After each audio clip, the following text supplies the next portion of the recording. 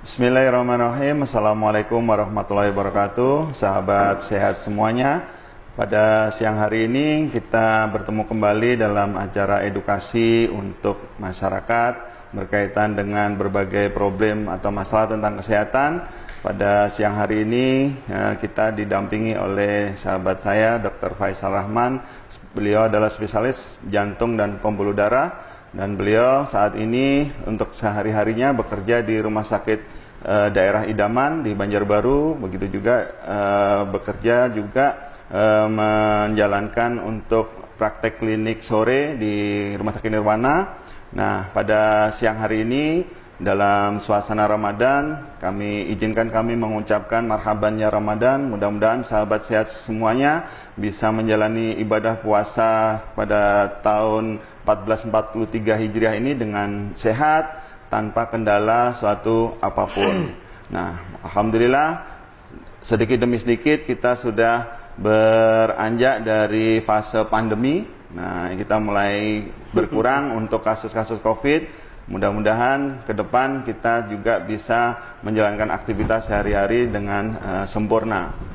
Baik, pada siang hari ini kita akan bincang santai dengan sahabat saya, Dr. Faisal Rahman, spesialis jantung dan pembuluh darah, tentang berbagai hal yang berkaitan dengan penyakit jantung, baik maupun penyakit-penyakit yang berkaitan dengan gangguan pembuluh darah yang lain. Kita kaitkan juga dengan situasi kondisi sekarang ini yang lagi puasa.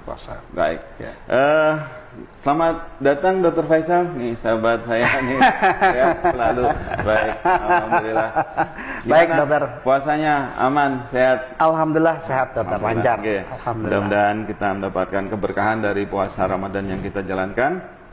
Baik, ini gini Dr. Faisal, tentang kesehatan jantung ini kan sebenarnya sering kita jumpai pertanyaan-pertanyaan baik oleh awam maupun oleh pasien, itu berkaitan dengan keinginan mereka untuk tetap berpuasa, tetapi di satu sisi dia mempunyai kendala atau handicap berupa penyakit jantung, baik itu jantung koroner, gangguan jantung, gagal jantung, jantung kongestif.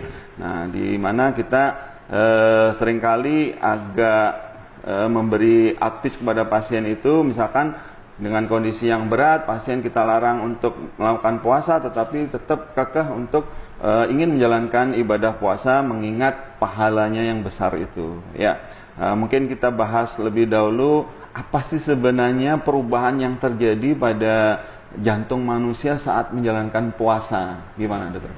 Jadi begini dokter, selamat siang. Alhamdulillah, terima kasih saya diundang pada acara santai hari ini. Jadi memang ketika kita berpuasa, paling tidak itu kan sekitar 12 sampai 13 jam itu kan dok, kita tidak makan. Yeah. Otomatis waktu makan kita menjadi sempit. Waktu ya. Nah, waktu makannya menjadi lebih sedikit daripada kita di luar bulan Ramadan. Dan kemudian tentu yang menjadi perhatian itu adalah masalah konsumsi minum, terutama pada penderita jantung. Baik. Ini harus hati-hati sekali, terutama pada pasien-pasien jantung itu kan juga diberikan obat-obat diuretik, pencahar pipis, sehingga kalau misalkan dia kurang asupan minumnya, justru sebetulnya itu tidak terlalu bagus buat jantung.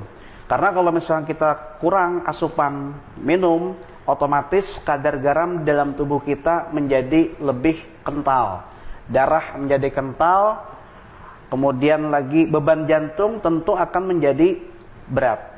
Nah, oleh karena itu pada penderita jantung itu perubahan yang mungkin cukup signifikan adalah masalah asupan cairan. Ini yang perlu diperhatikan. Jadi pada penderita jantung yang non kongestif sebaiknya tetap mengkonsumsi minum setidaknya 8 gelas sehari, dokter. Tetap 8 gelas sehari. Tidak ada perbedaan. Tidak ada perbedaan selama dia tidak kongestif, bukan jantung bengkak. Jadi jantung bengkak itu mungkin bahasa awamnya adalah misalkan kakinya bengkak. Kan ada juga penderita jantung yang tidak mengalami kaki bengkak. Nah, seperti itu. Jadi rumusnya gampang sebetulnya. Bisa menggunakan rumus 242. Wah. Jadi 242. bukan bukan formasi sepak bola ini dok ya. Iya, betul. Jadi 242 itu sahur 2 gelas, kemudian 2 buka gelas. puasa 4 gelas, kemudian tarawih itu adalah 2 gelas. Itu bisa digunakan dengan formula itu. Tapi bagi mereka yang menderita jantung kongestif, yang memang diberikan batasan dalam hal cairan, yang memang minumnya mungkin tidak lebih daripada 6 gelas sehari. 6 gelas nih. Iya, 6 gelas sehari. Dan untuk pemberian diuretik tentunya itu bisa kita modifikasi dok. Baik. Pemberian obat furosemid, mungkin orang jantung, orang yang penderita sudah paham sekali ini obat-obat furosemid itu salah satunya bisa kita akali itu dengan memberikannya pada malam hari. Oh. Karena pada malam hari itulah, karena saat itu sudah boleh makan, cairan itu akan lebih banyak keluar. Karena bagaimanapun ketika kita puasa, baik penderita jantung maupun non jantung, otomatis asupan glukosanya kan pasti akan terbatas. Itulah yang membuat kenapa orang berpuasa menjadi lebih lemah.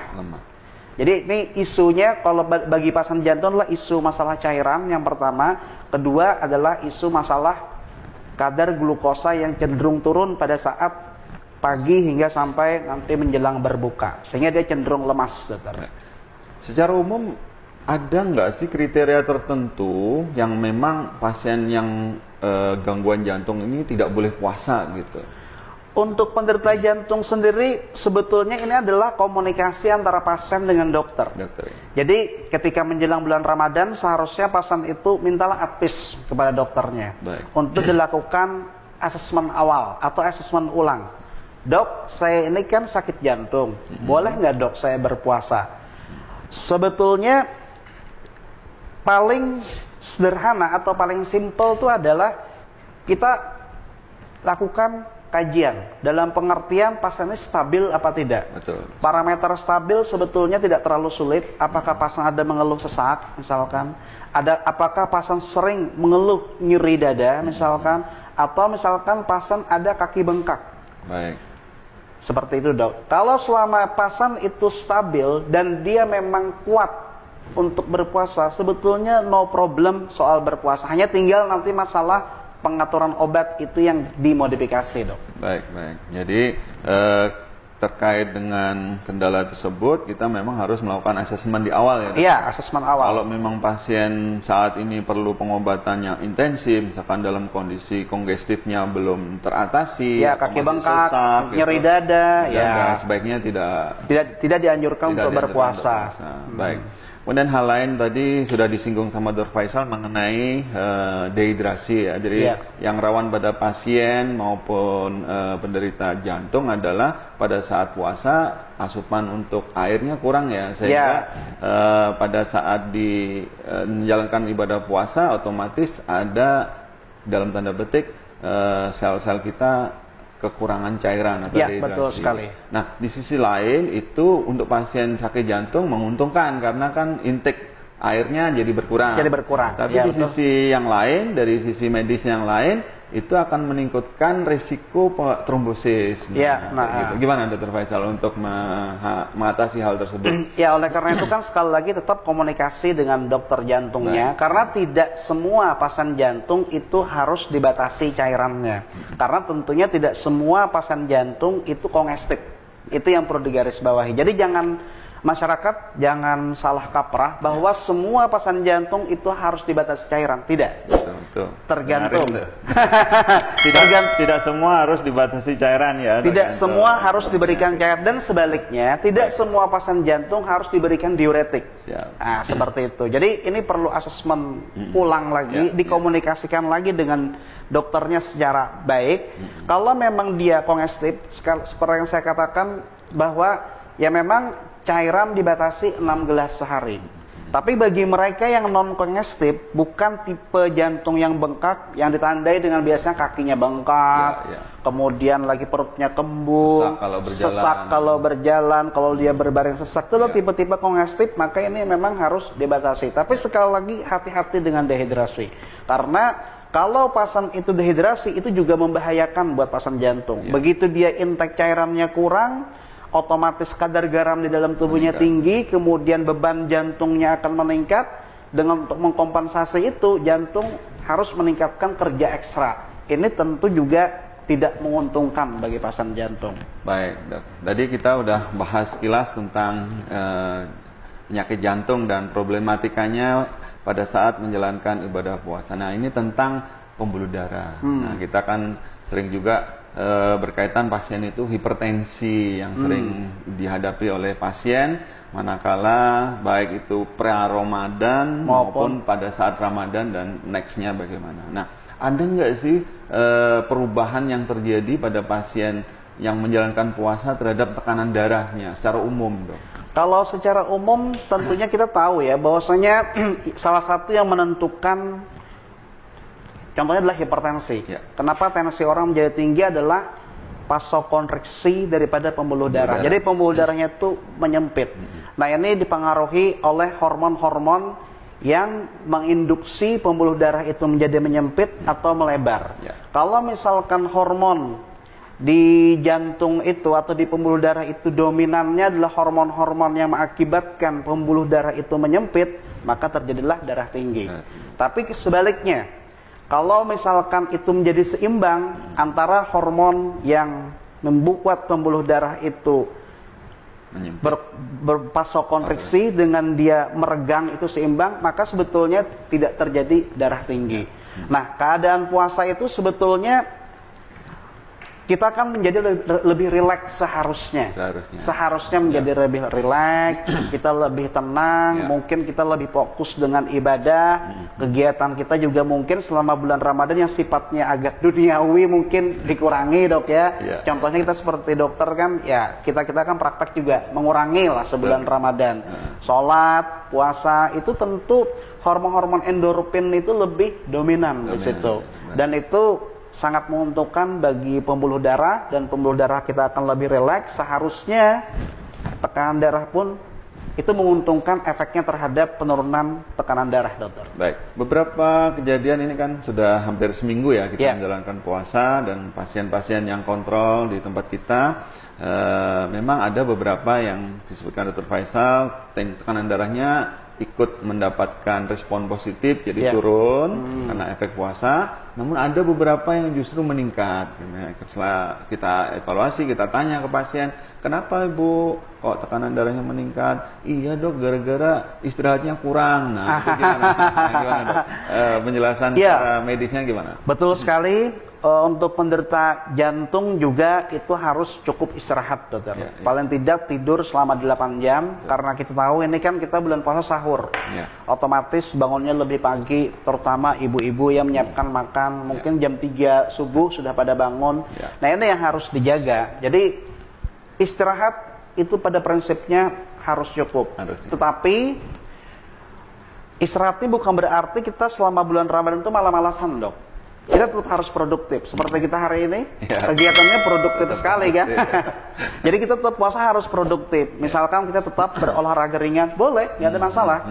Jadi selama bulan Ramadan kita juga tetap berolahraga yang ringan, yang tidak membebani tubuh kita. Selama kita masih mampu, seharusnya olahraga tetap dikerjakan meskipun di bulan puasa. Jadi pada prinsipnya istirahat itu paling tidak tidur minimal 8 jam. Sebenarnya sih bukan juga sih patokan jam, tapi yang terpenting adalah kualitas tidurnya. Itu yang terpenting. Karena ini dalam rangka juga untuk meningkatkan hormon-hormon endorfin tadi.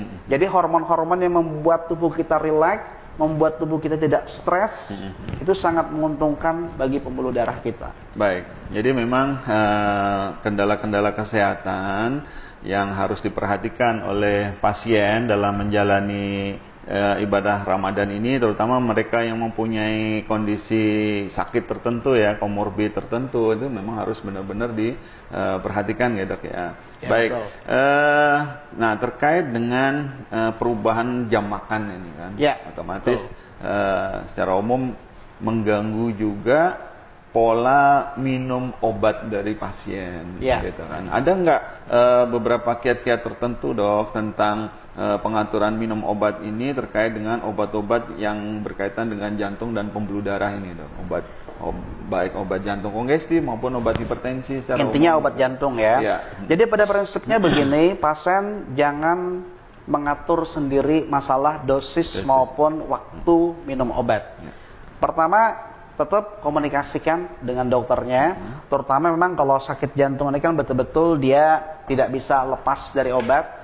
Begitu dia tidak minum obat, maka muncul keluhan nyeri dada. Kalau dia nggak minum obat, nanti kakinya bengkak, kakinya sesak, dan sebagainya. Jadi kalau masalah minum obatnya tetap jangan mengurangi dosis maupun frekuensi obat tanpa dikomunikasikan dengan dokter jantungnya. Pada prinsipnya seperti itu, Dok. Jadi kan rata-rata kita makannya jadi buka dan sahur ya. Iya, betul. Jadi otomatis penjadwalan obat yang asalnya 3 kali jadi bisa disesuaikan. Ya, bisa. Gitu. Kalau kami pribadi di tempat kami praktek, misalkan ada obat jadwalnya siang, maka kita minta diminum pas pada saat buka. Sedangkan obat yang mestinya diminum malam, kita minta diminum setelah tarawih. Sedangkan obat pagi diminum pada saat sahur. Jadi sebetulnya tidak mengganggu puasa. Bukan karena obat lalu tidak puasa ya. Bukan seperti itu. Baik. Yang paling utama adalah bagaimana kita tetap menjaga kualitas ibadah kita tanpa mengganggu kesehatan Betul secara umum. sekali. Dan tadi sudah disinggung masalah olahraga gitu, Dok. Ya.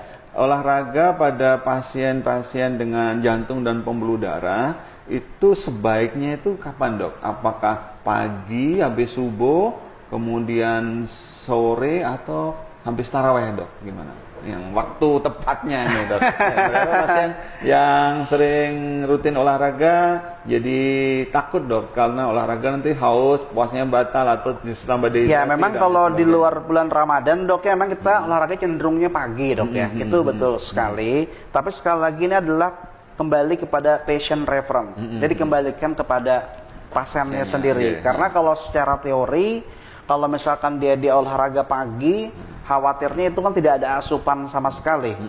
Khawatirnya nanti dia akan cepat lelah dan cepat capek. Sebetulnya kalau memang pasien ragu olahraga pagi, ya boleh juga sih dialihkan ke malam hari, mungkin setelah sholat tarawih juga no problem. Masalah waktu, Dok. Waktu kan kita dianjurkan minimal olahraga 30-45 menit dalam setiap kali berolahraga. Apakah ada pembatasan waktu atau tetap segitu? Atau? Olahraga pada penderita jantung pada prinsipnya itu secara umum, Dok, itu dilakukan sekitar 20 menit sehari selama 5 kali dalam seminggu. Oh, 20 menit aja ya? 20 menit. Jadi misalkan Senin sampai Jumat, itu adalah 20 menit selama 5 kali dalam seminggu, dan olahraganya intensitasnya hanya sampai ringan dan sedang. Oh, nggak sampai yang berperingat, main bulu tangkis. Gitu. No, jadi pada pasien jantung memang tidak direkomendasikan olahraga yang sifatnya kompetitif.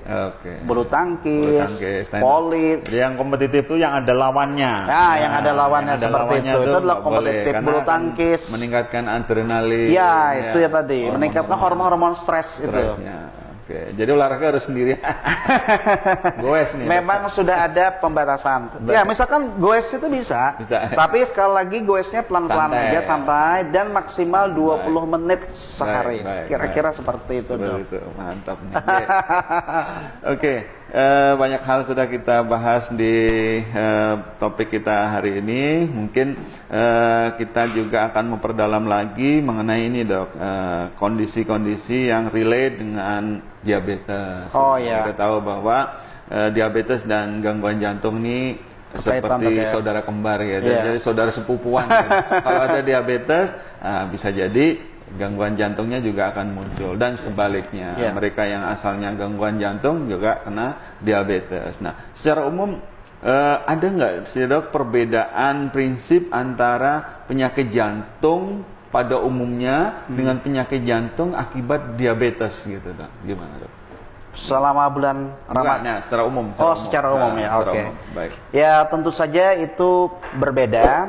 Karena kan di dalam ilmu jantung itu sendiri ada kita istilahnya mengenal miopati dan sebagainya. Itu kan penyakit jantung memang kita tidak ditemukan penyebabnya apa.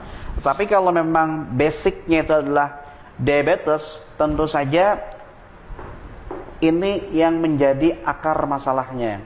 Penyakit jantung tidak akan sembuh secara optimal kalau diabetesnya tidak ditangani juga secara optimal. Karena akar masalah dari diabetes itu adalah gangguannya pada pembuluh darah. Baik pembuluh darah di otak, pembuluh darah di jantung, maupun pembuluh darah perifer. Seperti itu. Kerusakan yang paling kelihatan sekali oleh diabetes adalah kerusakan pada pembuluh darah. Akhirnya orang bisa kena stroke kalau pembuluh darahnya di otak. Kalau dia kena jantung koroner, kalau kena pembuluh darah di pembuluh darah jantung koroner, dan seterusnya. Baik. Jadi secara umum hampir sama ya, bisa tidak ada kekhususan tertentu ya, penyakit diabetes yang lama mungkin tipe jantungnya A, penyakit diabetes tipe jantungnya mungkin cenderung ke B gitu, gimana? Ya, tetap ada kecenderungan, tetap ada kecenderungan. Ya rata-rata memang kalau misalkan dia basicnya diabetes, kalau dia hanya kena pembuluh darahnya saja, ya mungkin hanya penyakit jantung koroner. Belum tentu juga arahnya ke heart failure. Tetapi kalau diabetesnya itu memang sudah sangat lama dan tidak tertangani secara optimal, entah karena pasiennya ini bandel atau pengobatan kita memang tidak adequate sebagai dokter.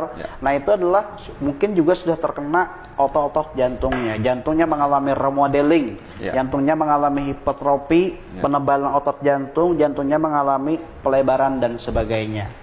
Jadi memang sahabat sehat semuanya memang perlu diperhatikan untuk sahabat yang saat ini menderita diabetes, karena kontrol gula darah yang jelek itu juga akan menentukan risiko komplikasi kedepannya untuk gangguan di fungsi jantung ya. Betul. Jadi kita mengenal kalau di diabetes ada kerusakan mikrovaskuler dan makrovaskuler. Kalau untuk gangguan jantung kita lebih ke arah makrovaskuler komplikasi, di mana bisa terkena di pembuluh darah jantungnya, kemudian bisa juga kena di pembuluh darah di perifer ya, yang kita kenal penyakit arteri perifer ya, peripheral arterial disease ya. Baik, kondisi-kondisi diabetes, kemudian ada gangguan fungsi jantung, nah itu juga akan tentunya meningkatkan ini ya, prognosisnya jadi agak lebih buruk ya. Lebih buruk, betul sekali. Lebih jeleknya.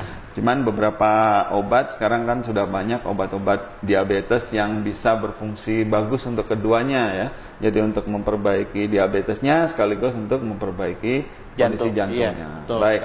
Tadi yang terpenting bagi sahabat diabetes, usahakan gula darahnya itu terkontrol dengan baik, kemudian kendalikan hipertensi bila ada, kemudian kendalikan juga faktor risiko yang lain seperti gangguan lemak ya, dalam darah, kemudian juga kolesterol dan rutin olahraga serta perubahan pada gaya hidup. Nah ini terkait dengan kolesterol nih dok. Nah, pada Ramadan ini seringkali banyak nih pasien ini tergoda oleh berbagai macam makanan-makanan yang sering justru munculnya pada saat Ramadan. Nah, itu di luar Ramadan nggak ada makanan itu ya.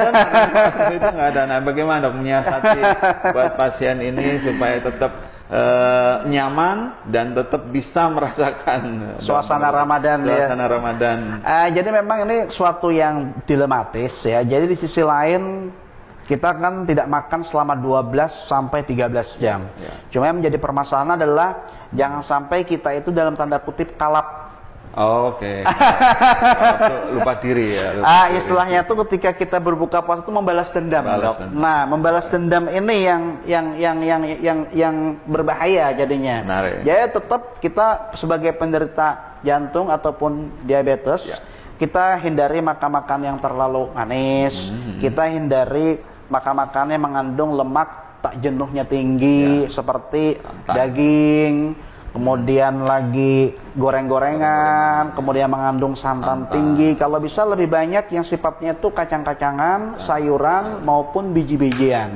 Itu lebih itu lebih direkomendasikan. Jadi jangan sampai kita tadi membalas ya. Ketika buka puasa kita balas dendam, makan kikil dan sebagainya seperti itu ya, yang mengandung lemak tinggi. Santan, gorengan itu adalah lemak tinggi semua.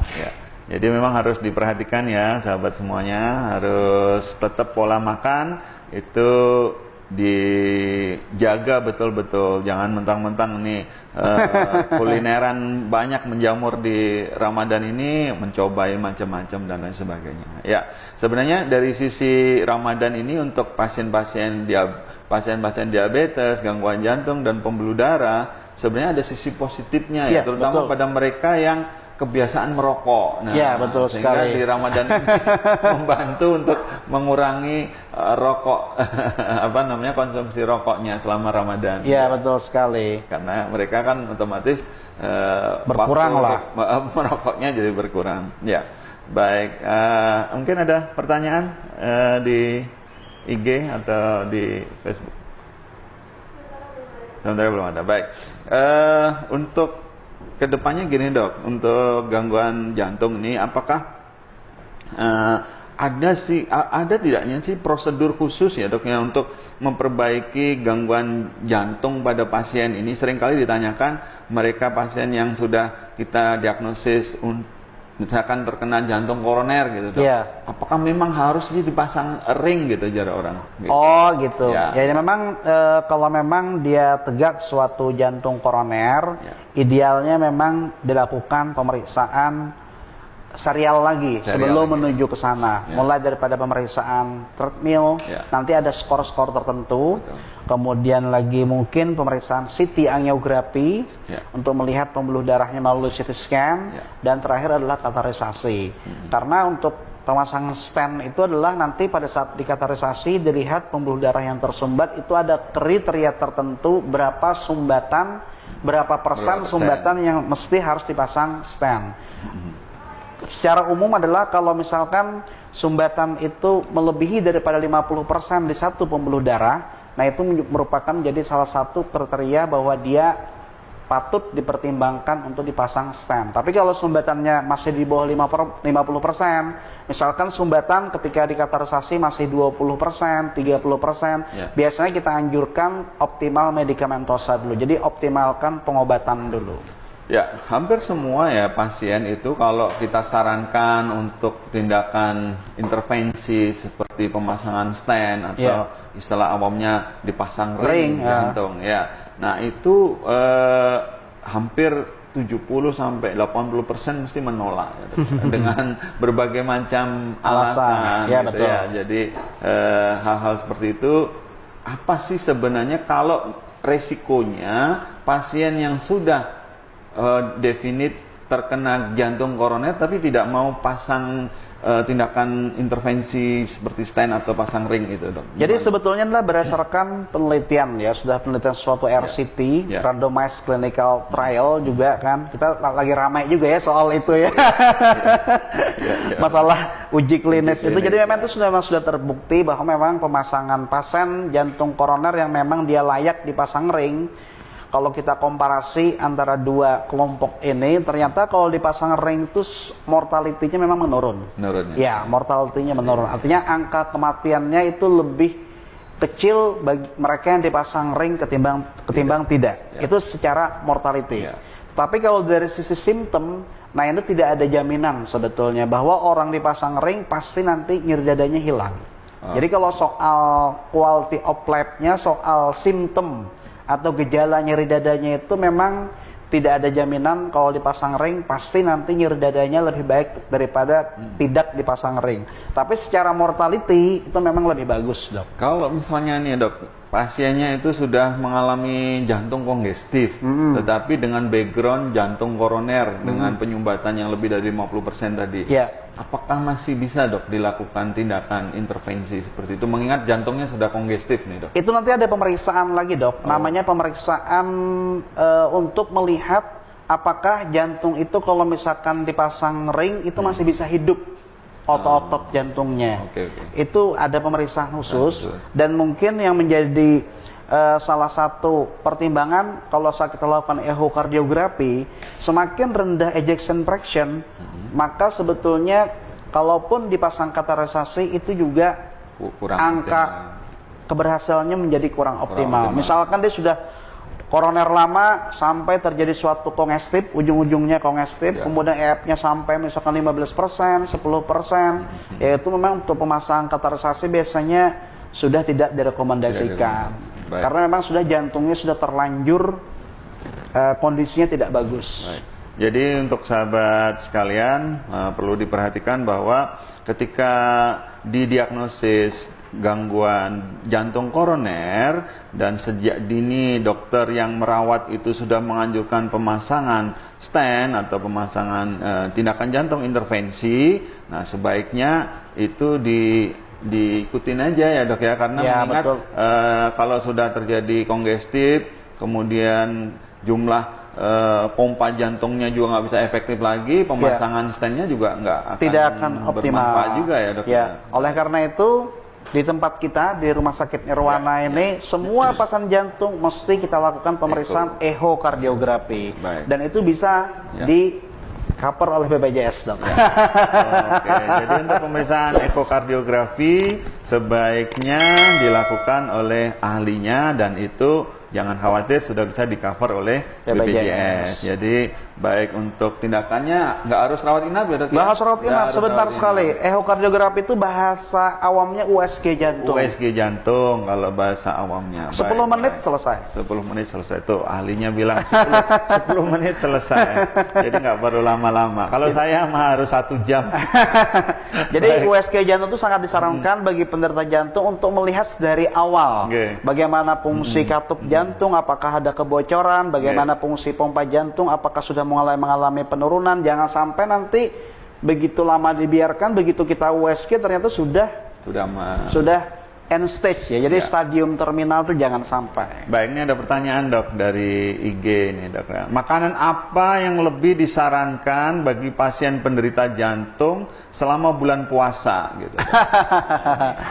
Jadi sebetulnya prinsipnya sama ya, baik di dalam bulan Ramadan maupun di luar bulan Ramadan, bahwa kita harus mengurangi makanan yang sifatnya terlalu manis karena itu akan menjadi diabetes. Nanti kemudian juga lemak-lemak tinggi seperti tadi yang bersantan, yang gorengan, kemudian lagi gorengan, santan, lemak-lemak itu harus dikurangi.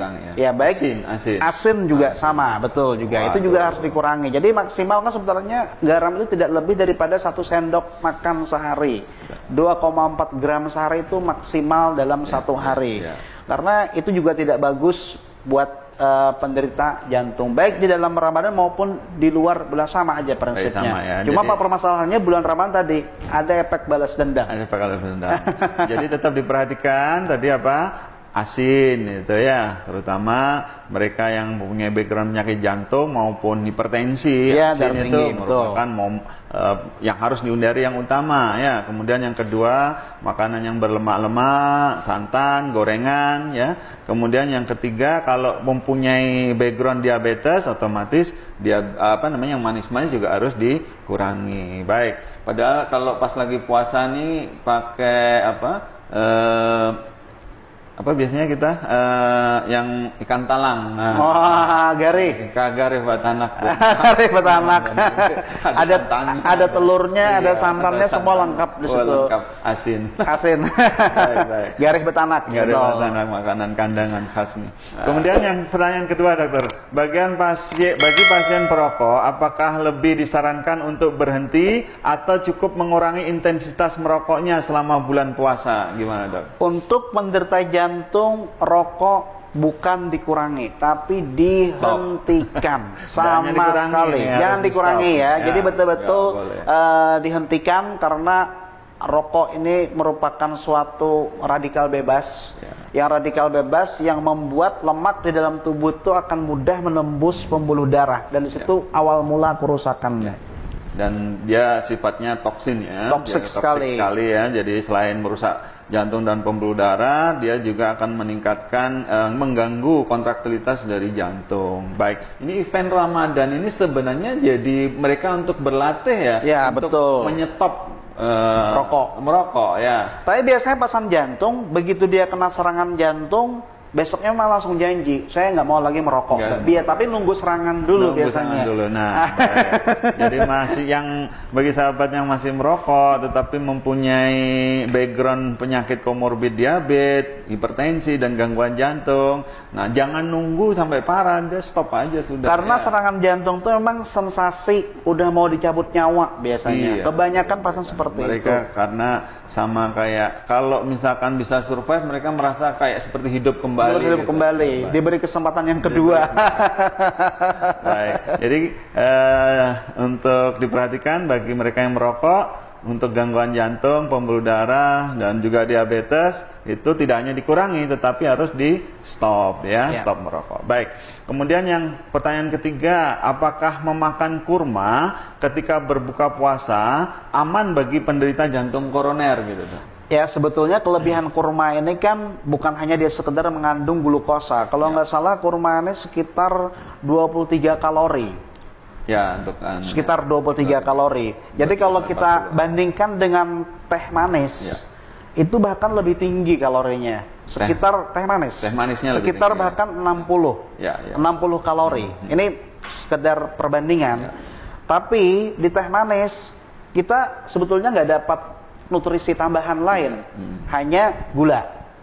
Tapi di dalam kurma itu kan ada macam-macam zat nutrisi lainnya. Di sana ada zat besi, ada mangan, kemudian lagi ada vitamin B6 yang diperlukan oleh tubuh. Jadi sebetulnya kurma itu selama dia tidak memiliki background diabetes, sebetulnya fine-fine aja. Tapi kalau misalkan dia punya diabetes, mungkin Dokter Anang bisa bantu ya.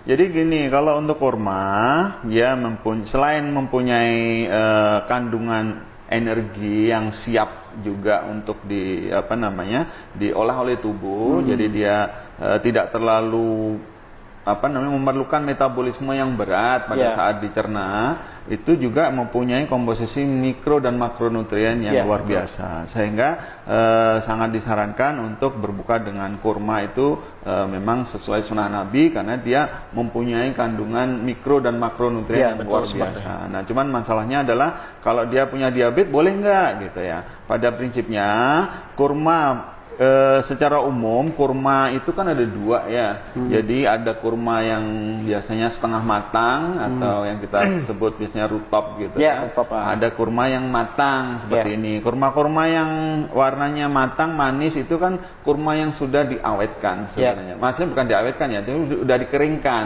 sehingga dengan kadar air yang sudah memang berkurang. Tetapi manisnya jadi lebih tinggi daripada kurma yang rutop tadi. Nah, masalahnya adalah pada penderita diabetes boleh nggak? Boleh, cuman nggak boleh banyak. Kalau saya biasanya menyarankan ke penderita diabetes pada saat buka puasa maksimal 5 biji ya. Itu udah oke lah untuk pengganti nutrisi sebelum kita melakukan makan besar. Dan itu ada kelebihannya, dokter. Jadi kalau kita mengkonsumsi kurma 5 biji gitu, otomatis nanti karbohidrat pada makan utamanya itu akan berkurang. Karena kurma memberi efek kenyang juga, karena seratnya tinggi. Seratnya tinggi. Nah, sehingga resiko balas dendamnya tadi akan berkurang. Gitu. Jadi ngambil nasinya nanti nggak banyak. Karena sudah rasa kenyang. Kenyangnya sudah ada. Gitu. Tetap disarankan boleh makan kurma. Jadi saya tidak melarang untuk makan kurma, cuman nggak boleh banyak. Jadi maksimal 5 biji. 5 biji ya. Nah, itu juga membantu untuk mengurangi secara keseluruhan nanti total karbohidrat pada saat buka puasa, gitu ya. Oke. Untuk yang hal lain tentang kondisi jantung ini memang tadi kembali ke tindakan intervensi tadi, Dok ya. Untuk pemasangan ring dan intervensi yang lain itu apakah ditanggung juga oleh BPJS gitu, Dok? Kalau intervensi ditanggung oleh BPJS. BPJS ya? Iya, selama pasien mengikuti aturan BPJS. Misalkan dia jatahnya di kelas 1, ya nginapnya di kelas 1, tetap semua pemasangannya itu dapat fasilitas dari BPJS. BPJS ya? Iya, betul sekali. Jadi untuk pemasangan ring atau tindakan intervensi jantung lah kita kenalnya secara medis, itu jangan khawatir sahabat, itu ditanggung oleh BPJS. Bahkan sampai CABG. CABG pun. CABG ya, operasi itu bypass. Jadi misalkan pembuluh darahnya udah rusak, nggak bisa diapa-apain, kita harus bypass dengan pembuluh darah dari tempat lain untuk dipintaskan atau disambungkan. Ya. Betul, itu juga ditanggung ya dok? Ditanggung. Ya? Luar biasa banget. Ya, ini bukan kita maksudnya BPJS.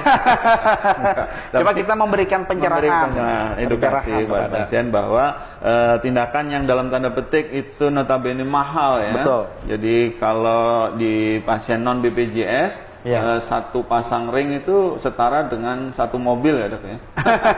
Satu mobil. Tergantung jumlah ringnya. Antara 30 sampai 50 juta kayaknya. Satu ring gitu. Kalau lebih ya tinggal dikalikan. Jadi seperti itu. Sehingga dengan BPJS nih bisa tertolong tindakan-tindakan tersebut tidak terlalu memberatkan buat pasien. Nah, yang penting adalah jangan sampai kita mengalami komplikasi, mendapatkan intervensi dan lain sebagainya. Yang penting adalah pencegahan. Ya, pencegahan. Baik. Betul. Sebelum kita akhiri dokter, mungkin ada 1-2 pesan untuk sahabat kita semua dok, untuk penyakit-penyakit, bagaimana menghindari penyakit-penyakit jantung serta kiat-kiat dalam menghadapi puasa ini. Silakan dok. Jadi sebetulnya untuk bagi mereka yang sudah menderita penyakit jantung, sebetulnya ada 4 yang mesti harus dipahami, bahwa orang sakit jantung yang pertama harus teratur minum obat. Jangan sampai nanti sudah merasa nyaman kemudian berhenti minum obat. Itu kesalahan banget itu. Karena jantung ini adalah sakitnya menahun dan memerlukan pengobatan jangka panjang bahkan seumur hidup. Itu satu. Jadi jangan menghentikan obat tanpa petunjuk dari dokter. Kalau dokter belum menyuruh untuk menghentikan obat, jangan di stop sendiri. Kemudian yang kedua, aktivitas fisiknya itu harus dihindari. Aktivitas fisik yang berlebihan dihindari. Jangan sampai nanti overload activity. Oh iya dok, saya nyeri dada, saya sesak napas. Begitu ditanya, apa yang bikin ibu sesak napas, nyeri dada? Ya kalau lari dok, ya memang sudah nggak bisa. Mau dikasih obat seberapapun, kalau aktivitas fisiknya tidak dibatasi, tidak mawas diri, ya tidak akan bisa. Kemudian lagi gaya hidup. Gaya hidupnya harus diperbaiki. Yang mana merokok, stop merokok. Seperti itu dok. Siap. Oke. Untuk terkait puasa ini dok, silakan mungkin 1-2 tips mungkin. Ya, yang puasa itu yang terpenting jaga nutrisinya. Nutrisinya harus tetap dijaga. Jangan sampai nanti pada saat buka puasa tadi balas dendam. Harus tetap mengkonsumsi obat-obat yang makanan yang dihindari lemak. Ya, jadi lebih disarankan sayur-sayuran, buah-buahan, biji-bijian. Kemudian lagi tidur yang cukup. Kemudian lagi juga minum yang cukup. Jangan sampai kita mengalami suatu dehidrasi. Yang terakhir tetap kontrol secara teratur. Baik, mudah-mudahan sahabat semuanya yang mengalami sakit jantung maupun yang dalam tanda petik belum sakit jantung diharapkan bisa tercerahkan dengan edukasi ini, dan kita berharap amal ibadah puasa kita dalam seminggu ini dan 21 hari ke depan itu bisa lebih bermanfaat lagi, bisa lebih optimal lagi ya dok ya, untuk mendalami baik itu tentang kajian-kajian maupun tentang amalan-amalan yang berguna bagi kita selama bulan Ramadan. Bersyukur sekali kita tahun ini alhamdulillah pandemi sudah mulai berkurang, jadi masjid sudah mulai ramai ya dok ya. Orang berbuka puasa nyari di Pasar Wadah juga lumayan. Kalau 2 tahun sebelumnya sepi Pasar Wadah. Ekonomi hidup lagi ya. Ekonomi mudah-mudahan hidup lagi, mudah-mudahan kita segera bisa bangkit dan bisa sukses untuk segala sesuatunya. Baik, terima kasih Dr. Faisal atas waktunya, mudah-mudahan semua bisa bermanfaat. Makasih atas sharing ilmunya. Sehat selalu dok, sukses selalu Pak Dokter. Baik, demikianlah sahabat semuanya bincang kita dengan Dr. Faisal Rahman, spesialis jantung dan pembuluh darah. Mudah-mudahan dari edukasi ini kita mendapatkan manfaat yang luar biasa, dan yang terpenting kita bisa menjalankan ibadah puasa ini dengan aman, sehat, dan terkendali. Baik, saya tutup untuk acara bincang pakar ini. Mudah-mudahan kita bisa bertemu dalam event atau dengan topik yang berbeda. Baik, saya tutup. Assalamualaikum warahmatullahi wabarakatuh. Tetap semangat, tetap sehat.